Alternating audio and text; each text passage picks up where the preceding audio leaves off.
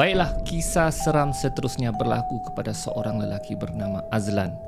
Dia ni baru sahaja menjadi pengawal keselamatan di kawasan hospital. So, sebagai pengawal keselamatan dia ada shift siang dengan malam. So, hari itu pekerjaan baru bagi si Azlan. Dia dapat shift malam lah, dari 7 pagi hingga 7 malam. So, dijadikan cerita, dia punya senior, rakan sekerjanya, Cik Rahim, menyuruh si Azlan ni untuk merondalah kawasan hospital. Jadi ketika dia meronda, tiba-tiba dia terdengar suara bunyi ketukan orang dari dalam satu bilik. Tok tok tok tok tok tok. Dan bila dia cek, bilik tu adalah bilik mayat. Ush, si Azlan cakap, adakah orang terkunci kan di dalamnya? Dia cakap kan. Lepas tu ada terdengar orang, suara perempuan bercakap, "Bang, tolong bang, buka bang pintu ni bang, saya terkunci dari dalam." Oh, si Azlan ni pun tak berani juga, ya. Jadi dia panggil Pak Cik Rahim lah, rakan sekerjanya. Jadi dia dengan Pak Cik Rahim ni pun pergilah ke bilik mayat tu.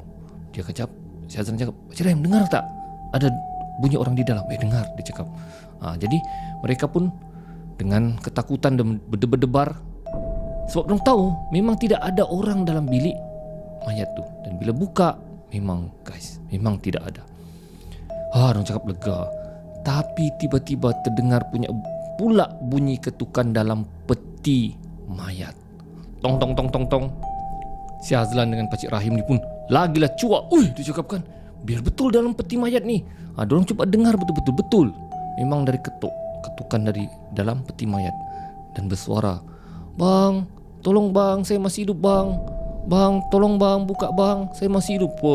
Si Azlan dan si Rahim ni pun tidak berani untuk buka. Diorang panggil doktor yang bertanggungjawab di bilik mayat tu.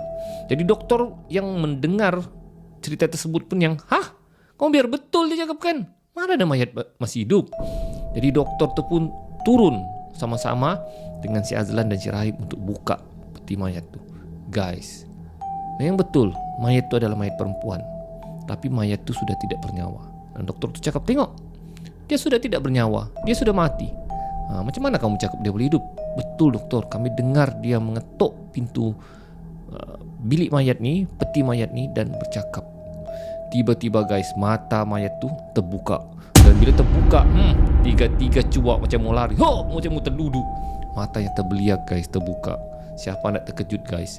Doktor tadi tu pun yang cakap tidak hidup, tiba-tiba pucat lesu guys. Jadi Pak Rahim dia tutup semula mata mayat tu dan tutup semula peti mayat tu.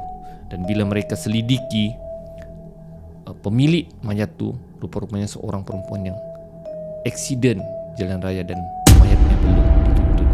Jadi mereka masih keliru dan misteri kenapa mayat tu berbunyi dan matanya terbuka tiba-tiba. Namun itu adalah satu pengalaman baru kepada Azlan.